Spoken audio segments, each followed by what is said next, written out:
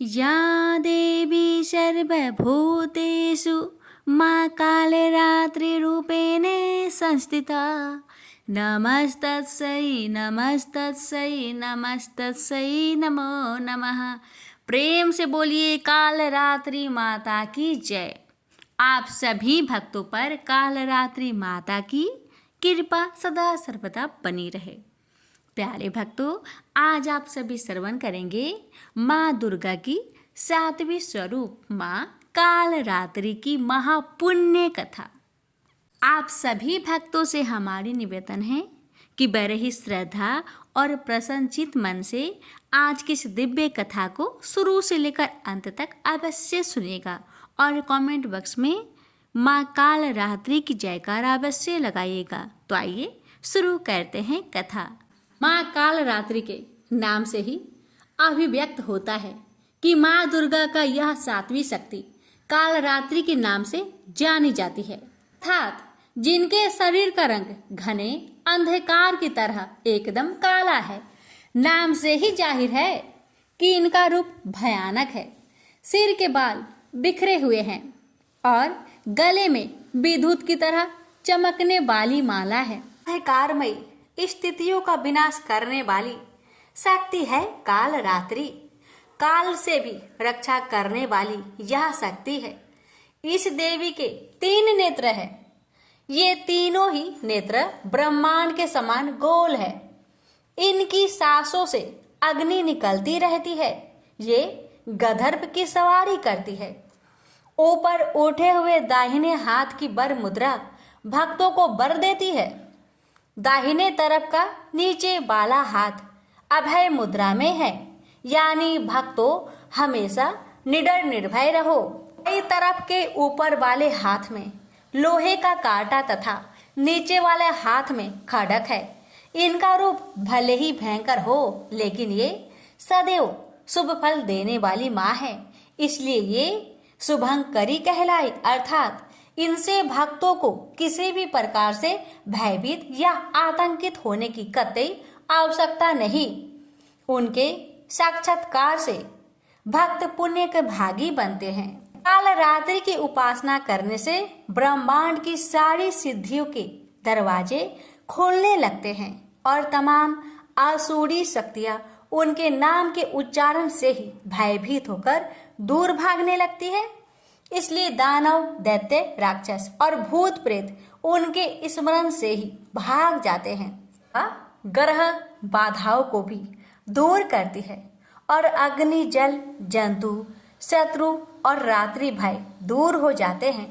इनकी कृपा से भक्त हर तरह के भय से मुक्त हो जाते हैं। तो प्रेम से बोलिए कालरात्रि मैया की जय। हर हर महादेव, माता पार्वती की जय। अब आइए भक्तों श्रवण करते हैं चंडी माता की दिव्य कथा। एक गांव में एक शिकारी परिवार रहा करते थे। धर्मकेतु और उसकी पत्नी निधा, उनकी 5 बेटी थी। एक भी बेटा नहीं था जो वंश को आगे बढ़ाए, इसलिए धर्मकेतु दूसरी शादी करना चाहता था। निधा बहुत चिंतित और उदास रहती थी। एक दिन देवी चंडी एक ब्राह्मणी भेष में निधा के पास भिक्षा मांगने गई।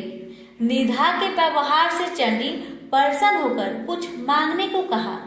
निधा ने कहा, मेरे पास सब कुछ है पर कोई पुत्र नहीं है। चंडी के आशीर्वाद से उसे पुत्र की प्राप्ति हुई। नाम कालकेतु था। बड़ा ही वीर था। बड़ा हुआ उसका शादी फुलेरा से हुआ। वह सुशील लड़की थी। उसके आने से पहले शिकार कर लाया हुआ मांस कालकेतु की माँ हाट में बेचने जाया करती थी, पर उसके आ जाने के बाद अब कालकेतु जंगल से जानवरों का शिकार कर लाता। फुलेरा उसके मांस, छाल, दांत आदि को हाट में बेचने जाया करती थी। हाट का मतलब है बाजार में बेचने जाया करती थी। बेटे ने घर अच्छे से संभाल लिया था। ये देखकर पति पत्नी काशी चले गए। अब हर रोज की तरह दोनों अपने काम में लगे रहते थे। कालकेतु इतना ज्यादा शिकार करता कि जंगल के जानवर डरने लगे। सभी जानवरों ने जंगल के राजा सिंह से गुहार लगाई। गेंडे ने कहा, राजा जी, मैं बहुत दुखी हूँ, मेरे 7 भाई मारे गए। हिरनी ने कहा, मैं पतिहीन हो गई हूँ, जीवन बहुत पीड़ा दे रही है, मौत भी नहीं आ रही है। बंदर ने कहा, मैं वंश विहीन हो गया हूँ, काल केतु मेरे बच्चों को बांधकर बेच दिया। इसी तरह सभी जानवरों ने अपनी पीड़ा को राजा के सामने रखा। उन्होंने कहा, हम लोग आपके राज्य से कहीं और चले जाएंगे। सिंह राजा ने कहा, आप लोग नहीं डरे, मैं स्वयं काल केतु से लड़कर आप लोगों की रक्षा करूंगा। सिंह और काल केतु में युद्ध हुआ। सिंह भाग गया और काल केतु जीत गया। सभी जानवर अब देवी चंडी के पास पहुँचे और उनसे विनती किए, माँ, हमें काल केतु के हाथों से बचाओ, वह सभी जानवरों का शिकार कर रहा है, उससे छिपने का कोई जगह नहीं बचा है, हम कहाँ जाए माँ, हम क्या करें। तब चंडी माता ने सभी जानवरों को छुपा लिया और स्वयं एक सांप के रूप में बनकर जंगल के बीच में बैठ गई। उधर काल केतु जंगल में जानवरों का शिकार करने निकला तो उसे कोई जानवर नहीं मिला। वह चिंतित होने लगा। उसका जीवन तो बस जानवर पर ही टिका था। अब वे क्या खाएंगे और क्या पिएंगे। जंगल में उसे स्वर्ण गोधिका दिख गई, जो कि चंडी माता ने अपना वेश धारण करके बनाया था। स्वर्ण गोधिका का देखना अब शकुन माना जाता है, इसलिए काल केतु को गुस्सा आया और आगे बढ़ गया। उसने पूरी जंगल छान मारी पर कोई जानवर नहीं मिला। उसका दिन बिगड़ गया। आते वक्त उसने फिर से स्वर्ण गोधिका को देखा। उसने उसे पकड़ लिया और गुस्से से कहा, आज तुम्हें ही जिंदा पकाकर खाऊंगा। जब काल केतु घर आया तो फुलेरा घर पर नहीं थी। पड़ोसी से पता चला वह बाजार गई है। काल केतु स्वर्ण गोधिका को रस्सी से बांधकर फुलेरा के पास पहुंचा। फुलेरा बोली, घर में खाने को कुछ नहीं है और ये बासी मांस कोई नहीं खरीद रहा है। काल केतु ने फुलेरा को पड़ोसी से शिवली फूल के बदले चावल उधार मांगने को कहा और कहा, घर पर स्वर्ण गोधिका है, उसे पका लेना। काल केतु बाजार में रहकर बासी मांस बेचने लगा और फुलेरा चावल लेकर घर पहुंची। घर में स्वर्ण गोधिका नहीं था, बल्कि एक 16 साल की सुंदर कन्या रस्सी से बंधी थी। फुलेरा उसे देखकर डर गई कि इतनी सुंदर कन्या यहाँ क्या कर रही है। उसने कहा, तुम कौन हो, यहाँ क्या कर रही हो। कन्या ने कहा, मैं ब्राह्मण कन्या हूँ, मैं जंगल बीच में बैठी थी तो तुम्हारे पति ने मुझे यहाँ लाया है। ये सुनकर उसे गुस्सा आया, ये सोचकर कि कहीं ये मेरी सौतन तो नहीं। पर शांत होकर बड़े प्यार से उसे काल केतु और अपना कष्टदायक जिंदगी के बारे में कहने लगी ताकि वह कन्या अपने घर चली जाए, पर कन्या मानने को तैयार नहीं हुई। फुलेरा काल केतु के पास बाजार पहुंची और बोली, आप किसे घर लाए हैं? एक सुंदर कन्या घर में है। काल केतु को विश्वास नहीं हुआ क्योंकि उसने एक स्वर्ण गोधिका रखी थी। वे दोनों तुरंत घर आए। काल केतु उसे देख हैरान हुआ और उसके बारे में पूछने लगा और बोला, यहाँ से चली जाओ। जब कन्या राजी नहीं हुई तो उसने अपना तीर धनुष निकाल लिया। उसकी बहादुरी देखकर कन्या ने कहा, मैं चंडी हूँ, तुम आज से शिकार करना छोड़ दो, मैं तुम्हें गुजरात का राजा बनाती हूँ। पर काल केतु को उसका यकीन नहीं हुआ। वह बोला, अगर तुम चंडी देवी हो तो तुम असली रूप में आओ। चंडी ने उसे महिष मर्दनी का रूप दिखाया। तब दोनों उनके चरण पर गिर गए। चंडी बोली, हर मंगलवार मेरी पूजा करो और लोगों में मेरी पूजा का प्रचार कराओ। चंडी उन्हें एक अंगूठी दी जिसका मूल्य 7 करोड़ था। फुलेरा बोली, माँ, गुजरात जंगल से भरा है, उसे काटने और शहर बनाने में ही सारा धन चला जाएगा। चंडी ने 7 सोने से भरा कलश दिया और वे कलश कैलाश पर्वत पर चली गई। काल केतु अंगूठी को बेचने के लिए शिव मुरारी के पास पहुंचा। वह काल केतु से हमेशा मांस उधार में लिया करता था, इसलिए उसे लगा कि काल केतु उधार का पैसा लेने आया है। वह अपनी पत्नी को बाहर भेजा और छिपकर सारी बातें सुनने लगा। काल केतु के कुछ बोलने से पहले ही उसकी पत्नी बोली, मुरारी घर पर नहीं है, उधार का पैसा कल दे देंगे। काल केतु बोला, आप पैसा कल दे देना, मैं तो ये अंगूठी तुड़वाने आया था, अब दूसरे दुकानदार के पास जाना पड़ेगा। इतना सुनकर मुरारी दौड़ते हुए आया और अंगूठी देखा और झूठ बोला कि ये अंगूठी पीतल का है। उसने सोचा झूठ बोलकर वह अंगूठी स्वयं हड़प लेगा। काल केतु ने सोचा कि अंगूठी देवी को ही लौटा देगा। रात में चंडी ने मुरारी को सपने में अंगूठी का उचित मूल्य देने को कहा। उसने दूसरे दिन काल केतु को 7 कोटि रुपए दिए। काल केतु गुजरात के जंगल को कटवाने के लिए मजदूर लगवाया।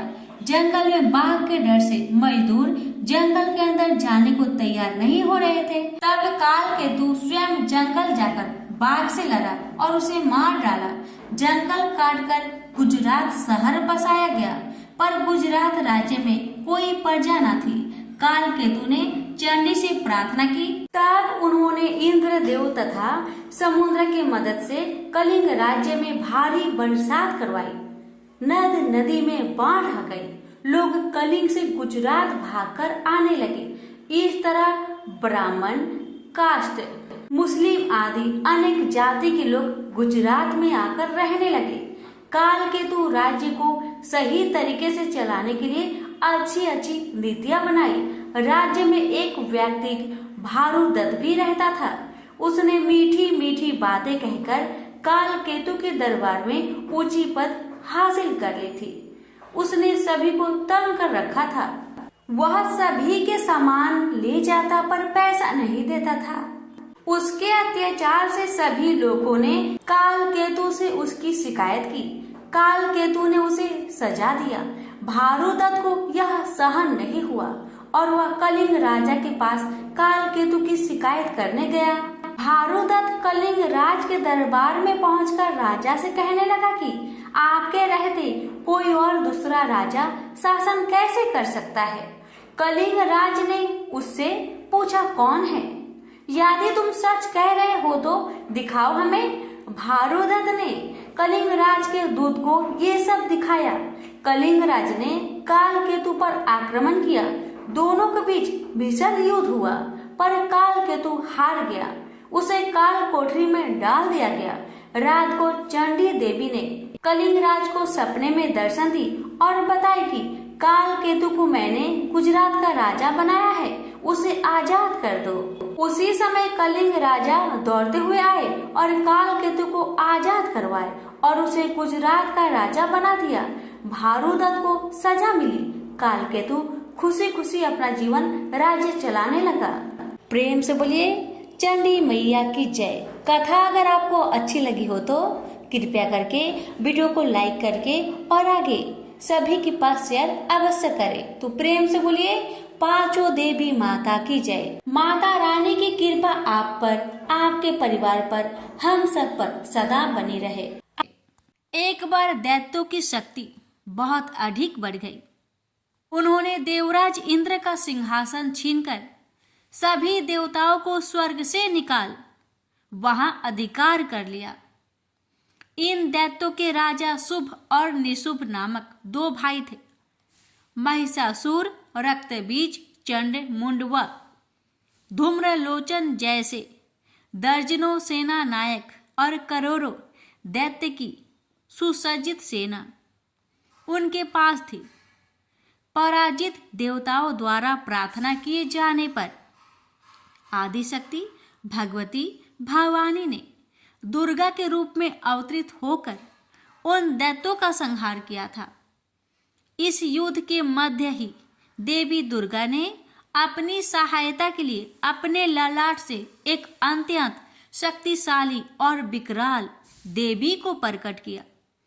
काली, कलिका, चामुंडा, महाकाली आदि इसी देवी के अनंत नामों में से कुछ नाम हैं। मातेश्वरी दुर्गा के अवतार धारण और उनके द्वारा शुभ निशुभ की संपूर्ण सेना के विनाश की कथा काफी लंबी है। जब भगवती भवानी दुर्गा ने शुभ निशुंभ के सेनापति धूम्रलोचन को सेना सहित यमपुरी पहुंचा दिया तो दैत्यराज शुभ ने चंड मुंड को आदेश दिया कि वो देवी को पकड़कर उसके पास लाए। आज्ञा पाते ही दैत्यों ने जगदम्बा दुर्गा को चारों ओर से घेर लिया और उन्हें पकड़ने मारने की चेष्टा करने लगे। यह देख देवी को बहुत क्रोध आया। क्रोध के कारण उनका मुखमंडल काला पड़ गया, भवें वक्र हो उठी। उसी समय उनकी भौवें के मध्यवर्ती भाग और ललाट से विकराल मुख वाली काली नामक देवी प्रकट हुई। अत्यंत भयंकर और शक्तिशाली होने के बावजूद काली मां का शरीर अत्यंत कृशकाय था। उनके शरीर में नाम मात्र का मांस था, केवल अस्थि पंजर नजर आता था, जिससे वे अत्यंत भयावह दिखाई पड़ रही थी। काली, कालिका, महाकाली, चामुंडा और चामुंडा आदि नामों से विख्यात चार भुजा वाली यह देवी अपने हाथों में तलवार, पास और विचित्र खड्ग धारण किए हुए थी। वह चीते की चमड़े की साड़ी पहने नर मुंडों की माला से अलंकृत थी। भवानी दुर्गा के मस्तक से प्रकट होने के बावजूद काली मां का स्वरूप अत्यंत विकराल था। वे काफी लंबी पतली थी और किसी भी वाहन पर सवार नहीं थी। उनका मुखमंडल बहुत अधिक बड़ा था। उनकी लंबी जीभ काफी बाहर तक निकली हुई थी। उनकी आंखें अंगारों की तरह दहक रही थी और अपनी भीषण गर्जना से पृथ्वी आकाश को कपा रही थी। अपनी घोर गर्जना से सभी दिशाओं को गुजाते हुए मातेश्वरी काली बड़े वेग से दैत्यों की सेना पर टूट पड़ी और उनका भक्षण करने लगी। वे पार्श रक्षकों, अंकुशधारी, महावतों, योद्धाओं तथा अनेक हाथियों को एक ही हाथ में पकड़कर अपने मुख का ग्रास बना रही थी। किसी को बालों से पकड़ लेती, किसी का गला दबोच लेती, किसी को पैरों से कुचल डालती और किसी को छाती के धक्के से गिराकर मार देती। वे असुरों के फेंके हुए बड़े बड़े अस्त्र शस्त्र मुंह से पकड़ लेती और रोष में भरकर उनको दांतों से चकनाचूर कर डालती। काली द्वारा अनेक दैत्य तलवार के घाट उतर गए, अनेक खटवांग से पीटे गए और कितने ही असुर दांतों के अग्रभाग से कुचले जाकर मृत्यु को प्राप्त हुए। इस प्रकार देवी ने असुरों की उस समस्त सेना को क्षण भर में ही धराशायी कर दिया। अपनी सेना का विनाश होते देख चंड काली देवी की ओर दौड़ा। महादैत्य मुंड ने भी अत्यंत भयंकर बाणों की बौछार तथा हजारों चक्र एवं अन्य शस्त्रों से भयानक नेत्रों वाली देवी को आवृत कर दिया। वे चक्र देवी के मुख में समाते हुए ऐसे जान पड़ रहे थे मानो सूर्य के बहुतेरे मंडल बादलों के उदर में प्रवेश कर रहे हो। मातेश्वरी काली दैत्य सेनापति मुंड द्वारा चलाए गए अस्त्र शस्त्रों का भक्षण करते और अनेक राक्षसों को अपने शस्त्रों में समाप्त करते हुए विकट अट्टहास करती जा रही थी। इसी समय भगवती काली ने दूसरे दैत्य सेनापति चंड को अपनी ओर आते देखा। क्रोध में भरकर काली माई ने चंड पर आक्रमण कर दिया। एक हाथ से उसके केस पकड़कर दूसरे हाथ से उसकी गर्दन काट उसे यमलोक पहुंचा दिया। अपने भाई चंड को देवी के हाथों मरता देख मुंड अनेक भयावह दैत्यों के साथ मातेश्वरी काली की ओर दौड़ पड़ा। तब देवी ने रोष में उसे तलवार से मारकर धरती पर सुला दिया। महापराक्रमी चंड और मुंड के मरते ही शेष सेना आतंकित होकर भाग गई। उसी समय काली ने चंड और मुंड के मस्तक हाथ में लेकर जगदम्बा दुर्गा के पास जाकर प्रचंड अट्टहास करते हुए कहा, देवी, मैं चंड मुंड नामक इन दो भयानक असुरों के मस्तक आपको भेंट करने के लिए लाई हूँ। इस पर कल्याणमयी दुर्गा ने काली से मधुर वाणी में कहा, देवी, तुम चंड और मुंड को मारकर मेरे पास आई हो, इसलिए संसार में तुम्हारा एक नाम चामुंडा भी होगा। मातेश्वरी काली द्वारा चंड मुंड और अनेक सैनिकों के मारे जाने पर दैत्यराज शुंभ स्वयं अपने सभी सेनापतियों सहित युद्ध के लिए वहां आ गया। कई करोड़ असुर सैनिक उनके साथ थे। उस समय सभी मात्र शक्तियां भी देवी की सहायता के लिए युद्ध क्षेत्र में आ गई। दोनों ओर से भीषण अस्त्र शस्त्र चलने लगे। इस समय मातेश्वरी काली सभी मात्र शक्तियों से आगे रहकर रणभूमि में विचरने लगी। अपने खटवांग, त्रिशूल एवं अन्य अस्त्र शस्त्रों से वे असंख्य दैत्यों को काल के गाल में पहुंचा रही थी। यद्यपि सभी मात्र शक्तियां मातेश्वरी दुर्गा एवं उनका सिंह अनेक दैत्यों को समाप्त कर रहे थे, परंतु मातेश्वरी काली साक्षात रण चंडी बनकर दैत्यों को गाजर मूली की तरह काट रही थी। मातेश्वरी काली इस समय इतने क्रोध में भरी हुई थी कि वे दैत्यों को अस्त्र शस्त्रों से मारने के साथ ही उनका भक्षण भी करती जा रही थी।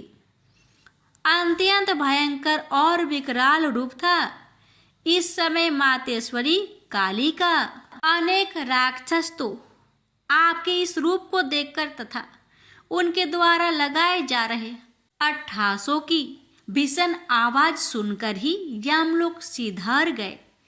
मातेश्वरी काली का अवतरण मात्र इन दैत्यों को मारने के लिए ही नहीं हुआ था, उनका इससे भी अधिक महान कार्य था। दैत्य सेनापति रक्तबीज के वध में भगवती दुर्गा की सहायता करना। उस प्रचंड दैत्य रक्तबीज को एक अद्भुत वरदान प्राप्त था। जहां भी उसके रक्त की एक बूंद गिरती थी, वहीं तत्काल उतना ही शक्तिशाली एक असुर उत्पन्न हो जाता था। मातेश्वरी काली, भगवती दुर्गा और अन्य मात्र शक्तियों के हाथों दैत्यों को मरते एवं घायल होते देख महादैत्य रक्तबीज ने मातेश्वरी पर हमला कर दिया। वह अपनी गदा से सभी मात्र शक्तियों पर एक साथ प्रहार करने लगा। जब मात्र शक्तियों ने उस पर प्रहार किए तो उसके शरीर का रक्त जहां जहां गिरता वहां वहां उसके समान ही एक अन्य बलशाली दैत्य पैदा हो जाता। इस प्रकार वहां असंख्य दैत्य उत्पन्न हो गए जो रक्त बीज के समान ही बलशाली, भीषण और युद्ध कला में निपुण थे। इस समस्या का एकमात्र समाधान यही था कि रक्त बीज के अंग प्रत्यंग तो काटे जाए, परंतु उसके शरीर से निकलने वाले रक्त की एक बूंद भी भूमि पर न गिरने दी जाए। इस प्रयोजन की पूर्ति के लिए भगवती भवानी दुर्गा ने काली को चामुंडा नाम से संबोधित करते हुए कहा, चामुंडे, तुम अपने मुख को अधिक विस्तृत करो तथा मेरे शस्त्र पात से गिरने वाले रक्त बिंदु एवं उनसे उत्पन्न होने वाले महादैत्यों को अपने इस भयानक मुख से खा जाओ। इस प्रकार रक्त से उत्पन्न होने वाले महादैत्यों का भक्षण करती हुई तुम रण में विचरती रहो। ऐसा करने से उस दैत्य का सारा रक्त खत्म हो जाने पर वह स्वयं भी नष्ट हो जाएगा। जब तुम उन भयंकर दैत्यों को खा जाओगी तो दूसरे दैत्य नहीं उत्पन्न हो सकते। मातेश्वरी दुर्गा की यह बात सुनकर भगवती काली ने अपना आकार बहुत बड़ा कर लिया। इस प्रकार उन्होंने रक्त बीज के, रुधिर के पान और दैत्यों के भक्षण हेतु महाकाली का विकराल रूप धारण कर लिया।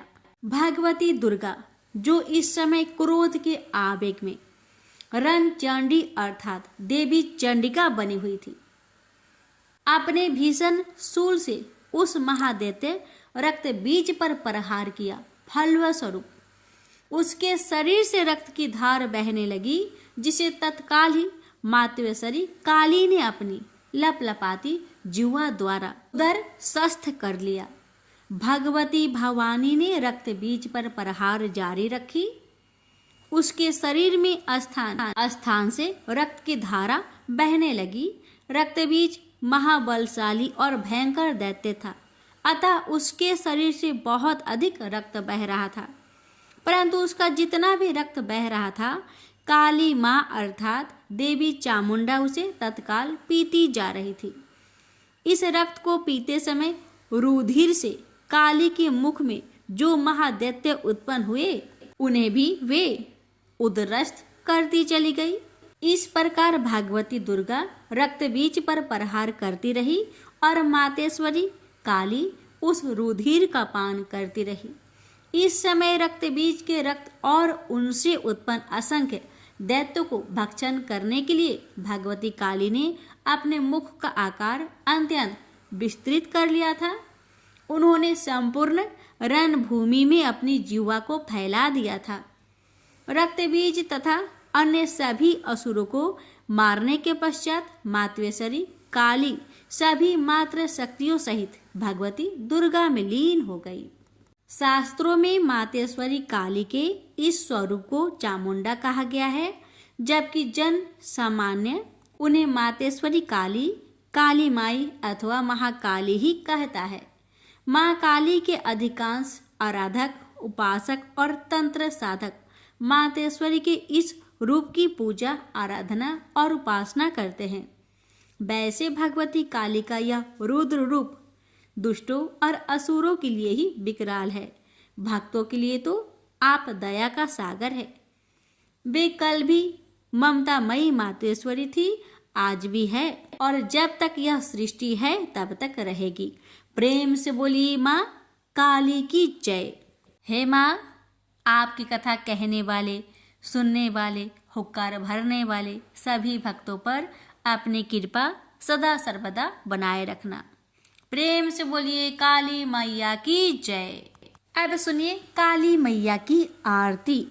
अम्बे तू है जगदम्बे काली, जय दुर्गे खप्पर बाली, तेरे ही गुण गाए भारती।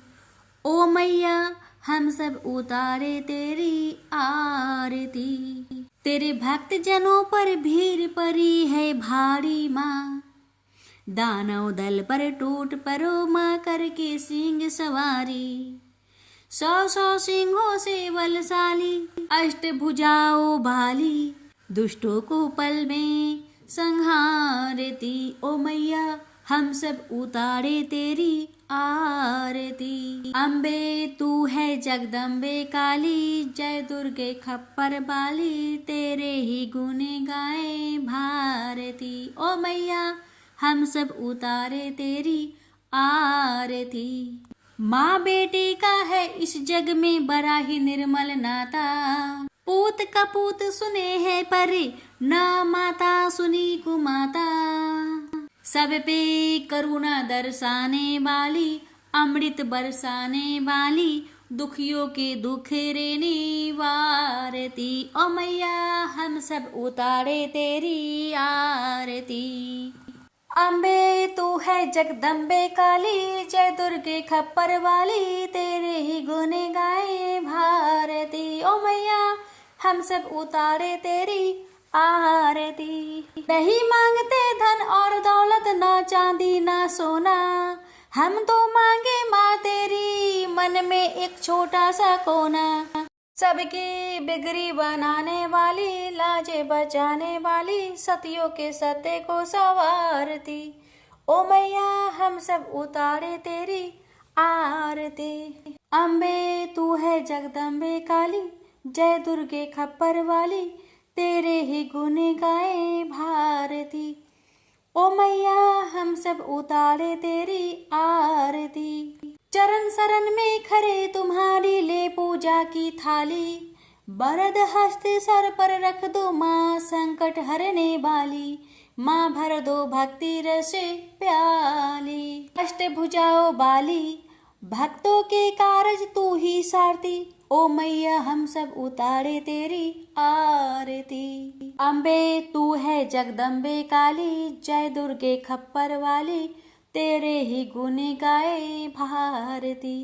ओ मैया हम सब उतारे तेरी आरती। प्रेम से बोलिए काली मैया की जय। देवी कवच। पौराणिक मान्यता है कि मंत्रों में बहुत शक्ति होती है। अगर इस मंत्रों को सही से पढ़ा जाए तो प्रतिकूल कंपन को अधिक सकारात्मक और आकर्षक कंपन में बदलने की क्षमता होती है। अगर आप अपने चारों ओर फैली नकारात्मकता से परेशान हैं और आपको कोई रास्ता नहीं दिखाई पड़ रहा तो आपको दुर्गा कवच का पाठ करना चाहिए। ऐसा कहा जाता है कि वह व्यक्ति जो ईमानदारी से भक्ति और सही उच्चारण के साथ नियमित रूप से दुर्गा कवच को पढ़ता या सुनता है वह सभी बुराइयों से संरक्षित रहता है। 18 प्रमुख पुराणों में से एक मार्कंडेय पुराण के अंदर दुर्गा कवच देवी कवच के श्लोकों का उल्लेख है।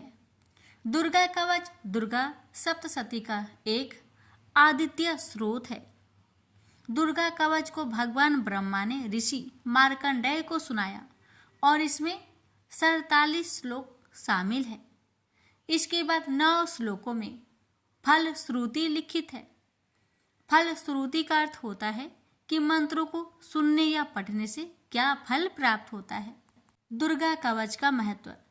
दुर्गा कवच में भगवान ब्रह्मा जी ने देवी पार्वती माँ की 9 अलग अलग देवीय रूपों के बारे में बताया है। भगवान ब्रह्मा हर किसी को देवी कवच को पढ़ने या सुनने के लिए देवी माँ का आशीर्वाद मांगने के लिए अनुरोध करते हैं। जो भी इस कवच का नित्य पाठ करता या सुनता है वह माँ दुर्गा से विशेष आशीर्वाद प्राप्त करता है। नकारात्मकता को खत्म करने के लिए एक शक्तिशाली मंत्रों का संग्रह देवी कवच के रूप में विद्यमान है। यह जातक को किसी भी बुरी आत्माओं से बचाने के लिए एक कवच के लिए रूप में कार्य करता है। भक्तों, अब जानते हैं दुर्गा कवच का पाठ कैसे करें। दुर्गा कवच का पाठ दुर्गा सप्तशती के आरंभ में और दुर्गा सप्तशती पाठ के बाद में करना चाहिए।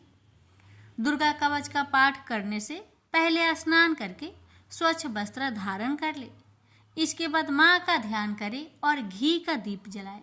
दुर्गा कवच का पाठ शुरू करने से पहले अपने मन से सभी दुर्भावनाओं को दूर कर दे और सिर्फ माँ की भक्ति के बारे में विचार करे। माँ को पुष्प अर्पित करने के बाद फल मिष्ठान का भोग लगाए और दुर्गा कवच का पाठ शुरू करे। दुर्गा कवच का पाठ करने के लाभ। दुर्गा कवच का पाठ करने से जातक के मन और उसके आसपास से नकारात्मक ऊर्जाओं का नाश होता है। दुर्गा कवच का पाठ करने से जातक को प्रेत बाधा जैसी समस्याओं से जल्दी मुक्ति मिल जाती है। दुर्गा कवच का पाठ करने से अकाल मृत्यु जैसे संकट दूर होते हैं। दुर्गा कवच का पाठ करने से बड़े से बड़े संकट का निवारण होता है। दुर्गा कवच का पाठ करने से असाध्य रोगों से मुक्ति मिलती है। इतना ही नहीं, दुर्गा कवच का पाठ से न्यायालय से जुड़ी मामलों में जीत हासिल होती है। भक्तों, इस पावन दुर्गा कवच का पाठ करने से इतना ही नहीं, शत्रुओं में भी विजय हासिल होती है। अब जानिए दुर्गा कवच पाठ करने के कुछ नियम। दुर्गा कवच करते समय शब्दों के उच्चारण का विशेष ध्यान देना चाहिए। अगर आप संस्कृत में पाठ नहीं कर पा रहे तो हिंदी में पाठ करें, लेकिन गलत उच्चारण में इसका पाठ कभी ना करें। दुर्गा कवच का पाठ करते समय प्याज, लहसुन, तंबाकू, मांस, मदिरा और किसी भी प्रकार के तामसिक भोजन को ना ग्रहण करें। दुर्गा कवच का पाठ करते समय पूर्ण ब्रह्मचर्य का पालन करना चाहिए। दुर्गा कवच का पाठ करते समय मन में कोई भी छल कपट, लोभ, लालच को नहीं रखना चाहिए और सच्चे मन से माँ की आराधना करनी चाहिए। दुर्गा कवच का पाठ करते समय स्वच्छ और सुगंधित वातावरण होना चाहिए। आसपास गंदगी ना हो, इसका विशेष ध्यान देना चाहिए। आइए रसपान करते हैं। श्री दुर्गा कवच पाठ प्रारंभ है। महर्षि मार्कंडेय बोले, हे पितामह, संसार में जो गुप्त हो और मनुष्यों की सब प्रकार से रक्षा करता हो और जो आपने किसी को आज तक न बताया हो, वह कवच मुझे बताइए। श्री ब्रह्मा जी कहने लगे, अत्यंत गुप्त व सब प्राणियों की भलाई करने वाला कवच मुझसे सुनो।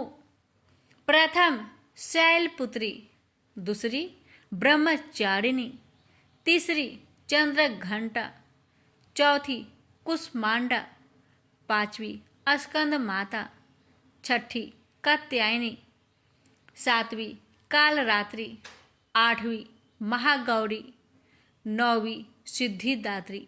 यह देवी की 9 मूर्तियां हैं और यह 9 दुर्गा कहलाती है।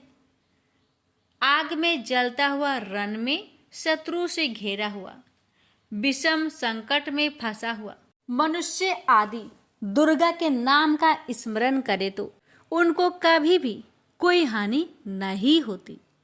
रण में उसके लिए कुछ भी आपत्ति नहीं और ना उसे किसी प्रकार का दुख या डर ही होता है। हे देवी, जिसने श्रद्धा पूर्वक तुम्हारा स्मरण किया है उसकी वृद्धि होती है और जो तुम्हारा चिंतन करते हैं उनकी तुम निस्संदेह रक्षा करने वाली हो। चामुंडा प्रेत पर, वारही भैंसे पर, ऐन्द्री हाथी पर, वैष्णवी गरुड़ पर आसन जमाती है। हे महेश्वरी, बैल पर, कौमारी मोर पर और हाथ में कमल लिए हुए विष्णु प्रिया लक्ष्मी जी की कमल के आसन पर विराजती है। बैल पर बैठी हुई ईश्वरी देवी ने श्वेत रूप धारण कर रखा है और ब्रह्मी देवी हंस पर बैठती है और सब प्रकार के आभूषणों से विभूषित है। इस प्रकार यह सब माताएं सब प्रकार के योग शक्तियों से युक्त और अनेक प्रकार के रत्न धारण किए हुए हैं। भक्तों की रक्षा के लिए संपूर्ण देवियां रथ में बैठी तथा क्रोध में भरी हुई दिखाई देती है और ये शंख, चक्र, गदा, शक्ति, हल और मूसल, खेटक और तोमर, परशु तथा पास, कुंती और त्रिशूल एवं उत्तम सारंग, धनुष आदि शास्त्रों को दैत्य के नाश के लिए और भक्तों की रक्षा के लिए है और देवताओं के कल्याण के लिए धारण किए हैं। हे महारुद्रे, अत्यंत घोर पराक्रम, महान बल और महान उत्साह वाली देवी, तुमको मैं नमस्कार करता हूँ। हे देवी, तुम्हारा दर्शन दुर्लभ है तथा आप शत्रुओं के भय को बढ़ाने वाली है। हे जगदम्बिके, मेरी रक्षा करो। पूर्व दिशा में ऐन्द्री मेरी रक्षा करे, अग्निकोण में अग्नि शक्ति, दक्षिण में वाराही देवी, नेतृत्व कोण में खड़क धारिणी देवी मेरी रक्षा करे। बारूनी पश्चिम दिशा में, वायु कोण में मृग वाहिनी, उत्तर में कौमारी और ईशान में शूलधारिणी देवी मेरी रक्षा करे। ब्राह्मणी ऊपर की ओर से मेरी रक्षा करे और वैष्णवी देवी नीचे की ओर मेरी रक्षा करे और इसी प्रकार 100 पर बैठी चामुंडा देवी 10 दिशाओं में मेरी रक्षा करे। जया आगे, विजया पीछे, बाई और अजीता, दाहिनी और अपराजिता मेरी रक्षा करे। उधोतिनी देवी शिखा की रक्षा करे तथा उमा सिर में स्थित होकर रक्षा करे। इसी प्रकार मस्तक में मालाधारी देवी रक्षा करे और यशस्वी देवी मेरी भौहों का संरक्षण करे। भौहों के मध्य भाग में त्रिनेत्रा नथुनों की यम घंटा देवी रक्षा करे। नेत्रों के मध्य में शंखिनी देवी और द्वार बासिनी कानों की रक्षा करे। कपोलों की कालिका देवी और कानों के मूल भाग की भगवती साकरी रक्षा करे। सुगंधा नासिका में और चर्चिका ऊपर की होठ में और अमृत कला नीचे की होठ की सरस्वती देवी जीभ की रक्षा करे। कौमारी देवी दांतों की और चंडिका कंठ परिवेश की रक्षा करे। चित्र घंटा गले की घंटी की और महामाया तालू की रक्षा करे। कामाक्षी ठोड़ी की सर्वमंगला बानी की रक्षा करे। भद्रकाली गर्दन की और धनुर्धरी पीठ के मेरुदंड की रक्षा करे। कंठ के बाहरी भाग की नीलग्रीवा और कंठ की नली की नल कुबरी रक्षा करे। दोनों कानों की खाडिंगिनी और वज्रधारिणी मेरी दोनों बाहों की रक्षा करे। दंडिनी दोनों हाथों की और अंबिका देवी समस्त उंगलियों की रक्षा करे। सुलेश्वरी देवी संपूर्ण नखों की, कुलेश्वरी देवी पेट की रक्षा करे। महादेवी दोनों स्तनों की, शोक विनाशिनी मन की रक्षा करे। ललिता देवी हृदय की, शूलधारिणी उदर की रक्षा करे। कामिनी नाभि की, गुहोश्वरी गुहा स्थान की, पुतना और कामिका लिंग की और महिषावाहिनी गुदा की रक्षा करे। भगवती खटी भाग में और विंध्यावासिनी घुटनों की रक्षा करे। संपूर्ण इच्छाओं को पूर्ण करने वाली महाबला देवी दोनों पिंडलियों की रक्षा करे। नरसिंही दोनों टकुनों की और तेजसी देवी दोनों पावों के पृष्ठ भाग की, श्रीधरी पावों की अंगुलियों की तथा बासिनी पैर की तलुओं की। दंष्ट्रा करालिनी देवी नखों की, ऊर्ध केशविनी केशों की, बागेश्वरी त्वचा की रक्षा करे। रोमा बलियों के क्षेत्रों की, कौबेरी और त्वचा की बागेश्वरी देवी रक्षा करे। पार्वती देवी रक्त, मज्जा, बसा, मांस, हड्डी की रक्षा करे। कालरात्रि आंतों की रक्षा करे। मुकुटेश्वरी देवी पित्त की, पद्मावती कमल कोश की, चूड़ामणि कफ की रक्षा करे। ज्वालामुखी नसों के जल की रक्षा करे। अभेदा देवी शरीर के सब जोड़ों की रक्षा करे। ब्राह्मणी मेरे वीर्य की, छत्रेश्वरी छाया की और धर्म धारिणी मेरे अहंकार मन तथा बुद्धि की रक्षा करे। प्राण अपान समान उदान और व्यान की वज्रहस्ता देवी रक्षा करे। कल्याण शोभना मेरे प्राण की रक्षा करे। रस रूप गंध शब्द और स्पर्श इन विषयों का अनुभव करते समय योगिनी देवी मेरी रक्षा करे तथा मेरे सत्वगुण रजोगुण तमोगुण की रक्षा नारायणी देवी करे। आयु की रक्षा बाराही देवी करे। वैष्णवी धर्म की तथा चक्रिनी देवी मेरी यश कृति लक्ष्मी धन विद्या की रक्षा करे। इंद्राणी मेरे शरीर की रक्षा करे और हे चंडिके आप मेरे पशुओं की रक्षा करें। महालक्ष्मी मेरे पुत्रों की रक्षा करे और भैरवी मेरी पत्नी की रक्षा करे। मेरे पथ की सुपथा तथा मार्ग की क्षमा करी देवी रक्षा करे। राजा के दरबार में महालक्ष्मी तथा सब और व्याप्त रहने वाली विजया देवी चारों ओर से मेरी रक्षा करे।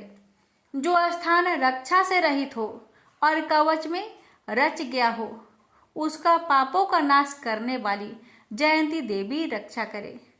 अपना शुभ चाहने वाले मनुष्य को बिना कवच के एक पग भी कहीं न जाना चाहिए, क्योंकि कवच रखने वाला मनुष्य जहाँ भी जाता है वहाँ उसे अवश्य धन लाभ होता है तथा विजय प्राप्त करता है। अभीष्ट वस्तु की इच्छा करता है वह उसको इस कवच के प्रभाव से अवश्य मिलती है और वह इसी संसार में महा ऐश्वर्य को प्राप्त होता है। कवचधारी मनुष्य निर्भय होता है और वह तीनों लोकों में माननीय होता है।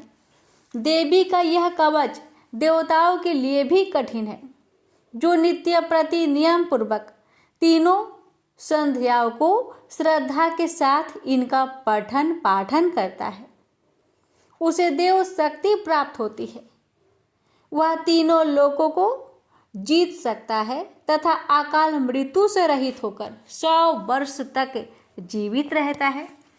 उसकी लुता, चर्म रोग, विस्फोट आदि समस्त व्याधियां समूल नष्ट हो जाती है।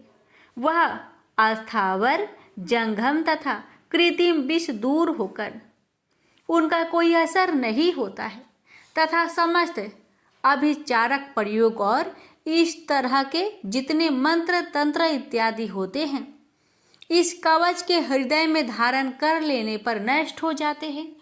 इसके अतिरिक्त पृथ्वी पर विचरने वाला भूचर, नभचर, जलचर प्राणी, उपदेश मात्र से सिद्ध होने वाले निम्न कोटि के देवता, जन्म के साथ प्रकट होने वाले देवता, कुल देवता, कंठमाल आदि डाकिनी शाकिनी, अंतरिक्ष में विचरने वाली अत्यंत बलवती भयानक डाकिनियां, गृह भूत, यक्ष, गंधर्व, राक्षस, ब्रह्म राक्षस, बैताल, कुष्मांड और भैरव आदि अनिष्ट कारक देवता भी उस मनुष्य को जिसने कि अपने हृदय में यह कवच धारण किया हुआ देखते ही भाग जाते हैं। इस कारण कवच के धारण करने से मान और तेज बढ़ता है। जो मनुष्य इस कवच का पाठ करके उसके पश्चात सप्तशती चंडी का पाठ करता है उसका यश जगत में विख्यात होता है।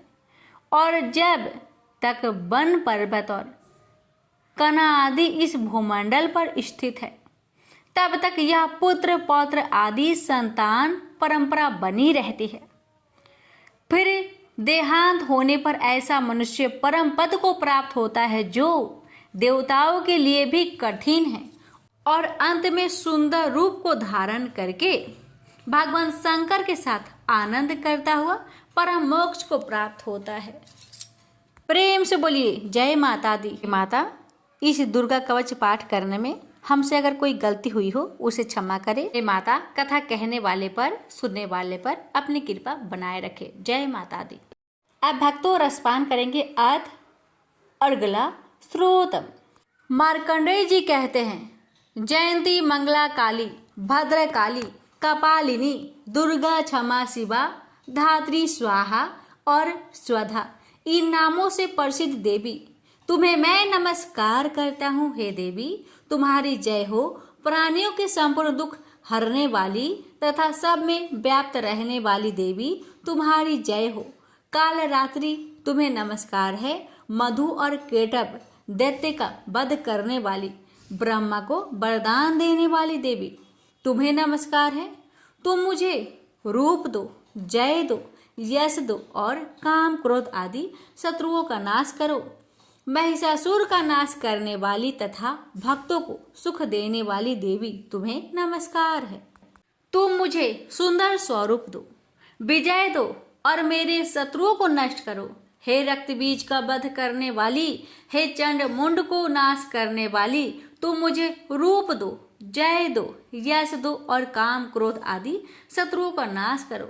हे शुभ, निशुभ और धूम्राक्ष राक्षस का मर्दन करने वाली देवी, मुझको स्वरूप दो, विजय दो और मेरे शत्रुओं का नाश करो। हे पूजित चरण युगल वाली देवी, हे संपूर्ण सौभाग्य प्रदान करने वाली देवी, तुम रूप दो, जय दो, यश दो और काम क्रोध आदि शत्रुओं का नाश करो। हे देवी, तुम्हारे रूप और चरित्र अमित है। तुम सब शत्रुओं का नाश करने वाली हो। मुझे रूप, जय, यश दो और काम क्रोध आदि शत्रुओं का नाश करो। पाप को दूर करने वाली चंडिके, इस संसार में जो भक्ति से तुम्हारा पूजन करते हैं उनको तुम रूप तथा विजय और यश दो तथा उनके शत्रुओं का नाश करो। रोगों का नाश करने वाली चंडिके, जो भक्ति पूर्वक तुम्हारी पूजा करते हैं, उन्हें रूप दो, यश दो और उनके काम क्रोध आदि शत्रुओं का नाश करो। हे चंडिके, इस संसार में जो भक्ति से तुम्हारी पूजा करते हैं, उनको तुम विजय और यश दो तथा उनके शत्रुओं का नाश करो। हे देवी, मुझे सौभाग्य दो और आरोग्य दो, परम सुख दो, रूप दो, जय दो, यश दो और मेरे काम क्रोध आदि शत्रुओं का नाश करो। हे देवी, जो मुझसे वैर रखते हैं उनका नाश करो और मुझे अधिक बल प्रदान कर रूप, जय, यश दो और मेरे शत्रुओं का संहार करो। हे देवी, मेरा कल्याण करो और मुझे उत्तम संपत्ति प्रदान करो। रूप, जय, यश दो और काम क्रोध आदि शत्रुओं का नाश करो। हे देवता तथा राक्षसों के मुकुट रत्नों से स्पर्श किए हुए चरणों वाली देवी, हे अंबिके, मुझे रूप दो, विजय तथा यश दो और मेरे शत्रुओं का नाश करो।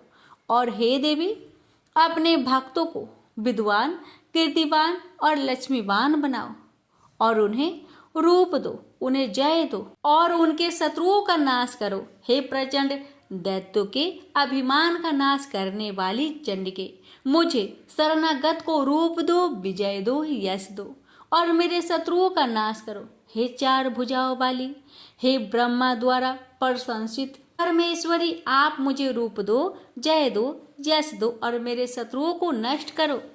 निरंतर भक्ति से भगवान विष्णु से सदा स्तुति की हुई हे अंबिके, रूप, यश, जय दो और मेरे शत्रुओं को नष्ट करो।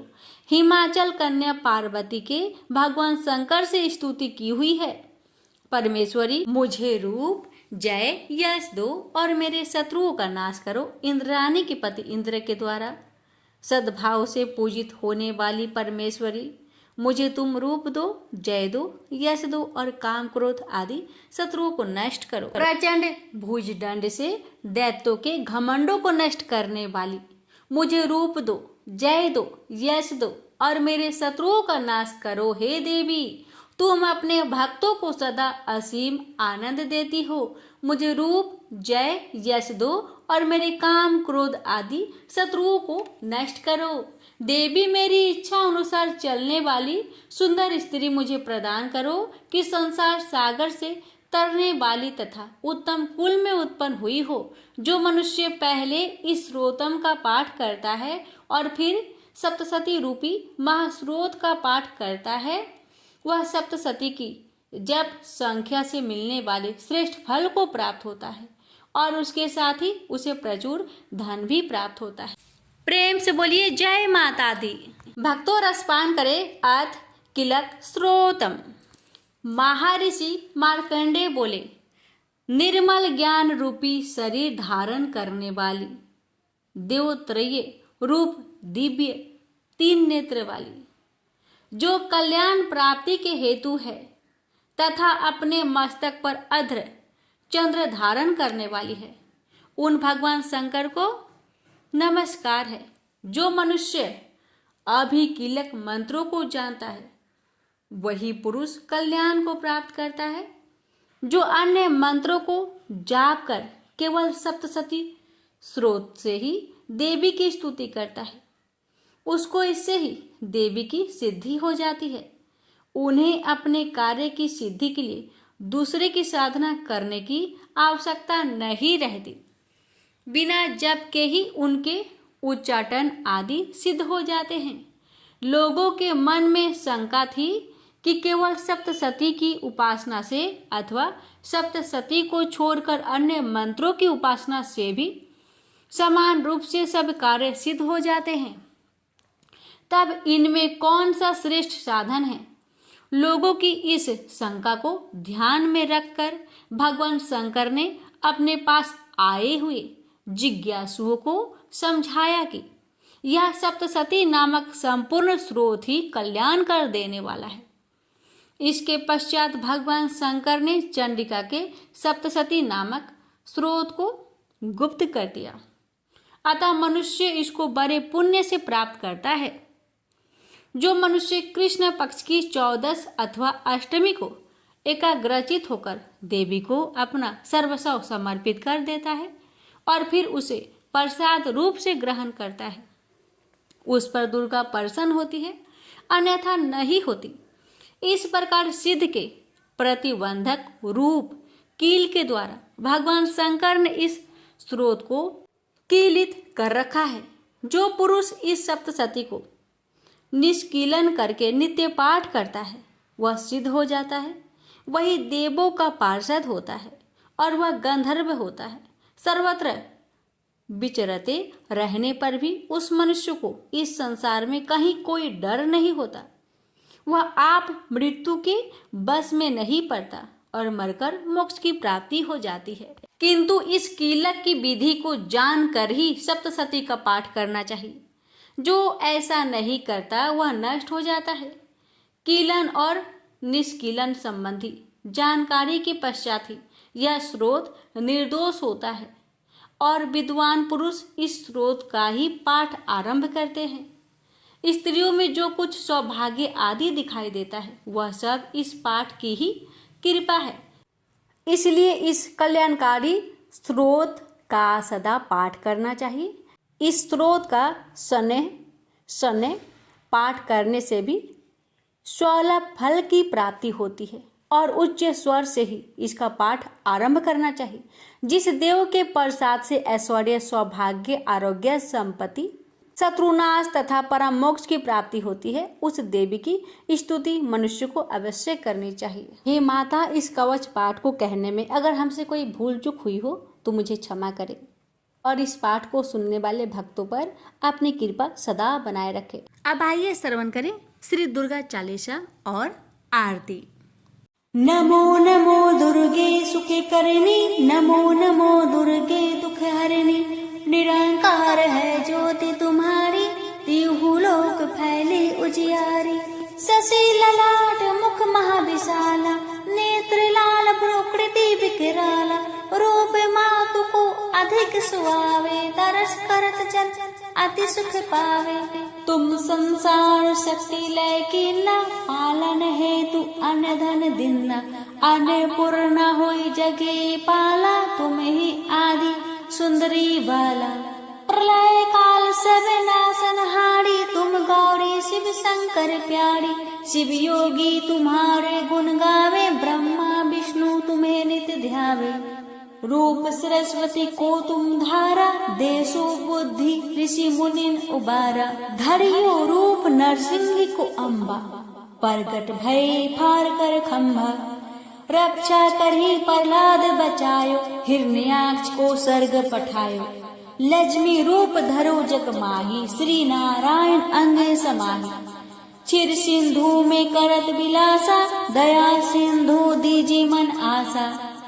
हिंगलाज में तुम्ही भवानी, महिमा अमित नवजात बखानी। मातंगी अरुधुमावती माता, भुवनेश्वरी बगला सुखदाता। श्री वैभवता राजक तरनी, छिन्ने भाव भव दुख निवारणी। केहरी वाहन सोह भवानी, लंगुर वीर चलत अगवानी। कर में खप्पर खड़क विराजे, जाको देख काल डर भाजे। सोहे अस्त्र और त्रिशूला, जाते उठत शत्रु ही सूला। नगर कोट में तुम ही विराजत, तिहु लोक में डंका बाजत। शुंभ निशुंभ दानव तुम मारे, रक्त बीज संखन संहारे। महिषासुर नृप अति अभिमानी, जे ही अघे भार मही अकुलानी। रूप कराल काले का धारा, सेन सहित तुम सिंह ही संहारा। पड़ी गाढ़ संतन पर जब जब, भई सहाय मातु तब तब। अमर पूरी अरु बसाओ लोका, तब महिमा सब रहे अशोका। ज्वाला में है ज्योति तुम्हारी, तुम्हें सदा पूजे नर नारी। प्रेम भक्ति से जो यश गावे, दुख दरिद्र निकट नहीं आवे। ध्यावे तुम्हें जो नर मन लाई, जन्म मरण ताको छूटी जाई। जोगी सुरमुनि कहत पुकारी, योग न हो बिन शक्ति तुम्हारी। शंकर अचारज तपे किन्नो, काम अरु क्रोध जीती सब लिन्हो। निश दिन ध्यान धरो शंकर को, काहू काल नहीं सुमिरे तुमको। शक्ति रूप का मरम न पायो, शक्ति गई तब मन पिछतायो। शरणागत हुई कीर्ति बखानी, जय जय जय जगदम्बा भवानी। भई परसन आदि जगदम्बा, दई शक्ति नहीं किन विलंबा। मोको मातु कष्ट अति घेरो, तुम बिन कौन हरे दुख मेरो। आशा तृष्णा निपटे सतावे, रिपु मूरख मोहि डर पावे। शत्रुनाश कीजे महारानी, सुमिरो एक चित तुम्हें भवानी। करो कृपा है मातु दयाला, रिद्धि सिद्धि है करहु निहाला। जब लगी ज्यों दया फल पाऊं, तुम्हरो यश में सदा सुनाओ। दुर्गा चालीसा जो कोई गावे, सब सुख भोग परम पद पावे। देवी दास शरण निज जानी, करहु कृपा जगदम्ब भवानी। उसे बोलिए दुर्गा माता की जय। सुनिए माँ दुर्गा की आरती। ओम जय अम्बे गौरी, मैया जय श्यामा गौरी। तुमको निस दिन ध्यावत, तुमको निस दिन ध्यावत, हरि ब्रह्मा शिवरी। ओम जय अम्बे गौरी। मांगे सिंदूर विराजत, टीको मृग मद को। उज्ज्वल से दो नयना, चंद्र वदन ने को। ओम जय अम्बे गौरी। कनक समान कलेवर, रक्तांबर राजे। रक्त पुष्प गलमाला, कंठन पर साजे। ओम जय अम्बे गौरी। केहरी वाहन राजत, खड़क खपर धारी। सुर नर मुनि जन सेवत, तिनके दुख हारी। ओम जय अम्बे गौरी। कानन कुंडल शोभित, नसाग्रे मोती। कोटिक चंद्र दिवाकर, समराजते ज्योति। ओम जय अम्बे गौरी। शुंभ निशुंभ बिदारे, महिषासुर घाती। धूम्र बिलोचन नयन, निस दिन मदमाती। ओम जय अम्बे गौरी। चंड मुंड संहारे, सोनित बीज हरे। मधु के टब दो मारे, सुर भयहीन करे। ओम जय अम्बे गौरी। ब्रह्माणी रुद्राणी, तुम कमला रानी। आगम निगम बखानी, तुम शिव पट रानी। ओम जय अम्बे गौरी। 64 योगिनी मंगल गावत, नित्य करत भैरव।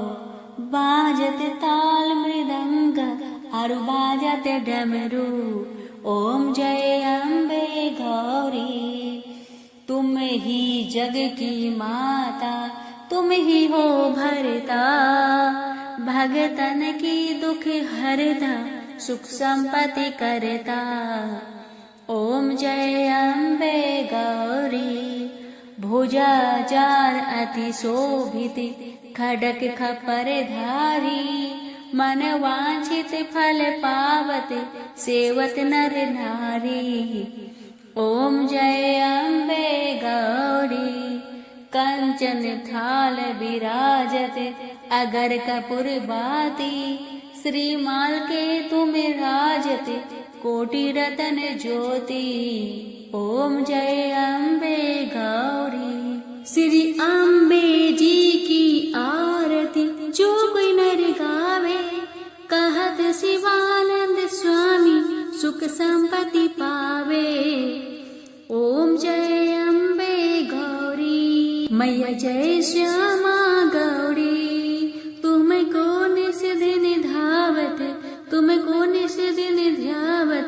हरि ब्रह्मा शिविरे ओम जय अम्बे गौरी। क्षमा प्रार्थना। हमें देवी माता से इस प्रकार क्षमा याचना करनी चाहिए।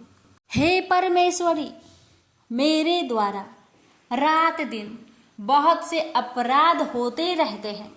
मुझे अपना दास समझकर मेरे उन अपराधों को आप कृपा पूर्वक क्षमा करिए। परमेश्वरी, मैं आह्वान करना नहीं जानती, विसर्जन करना नहीं जानती तथा पूजा करने का ढंग भी नहीं जानती। हे माँ, मुझे क्षमा करिए।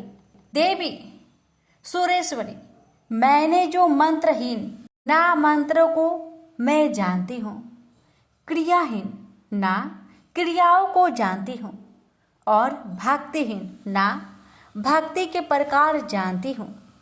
पूजन क्या है वह सब आपकी कृपा से पूरे हो। सैकड़ों अपराध करने के बाद भी जो आपके शरण में आके जगदम्बा कहकर पुकारता है, उसे वह गति प्राप्त होती है जो ब्रह्मादि देवताओं के लिए भी पाना आसान नहीं है। जगदम्बिके, मैं अपराधी हूँ, किंतु आपकी शरण में आया हूँ। इस समय दया का पात्र हूँ। आप जैसा चाहे वैसा करे। हे देवी परमेश्वरी, अज्ञान बस भूल से या बुद्धि भ्रष्ट होने के कारण मैंने जो भी न्यूनता या अधिकता कर दी हो, वह सब क्षमा करे और प्रसन्न होइए। सच्चिदानंद स्वरूपा परमेश्वरी, जगत माता कामेश्वरी, आप प्रेम पूर्वक मेरी यह पूजा स्वीकार करें और मुझ पर प्रसन्न रहे। देवी सुरेश्वरी, आप गोपनीय से भी गोपनीय वस्तु की रक्षा करने वाली हैं। मेरी निवेदन किए हुए इस जप को ग्रहण करिए। आपकी कृपा से मुझे सिद्धि प्राप्त हो। इस प्रकार क्षमा प्रार्थना मंत्र के पाठ से दुर्गा माता आपके जाने अनजाने में हुए सारे अपराधों को क्षमा करेंगी और उनकी कृपा सदैव आपके ऊपर बनी रहेगी। तो प्रेम से बोलिए जगदम्बा माता की जय।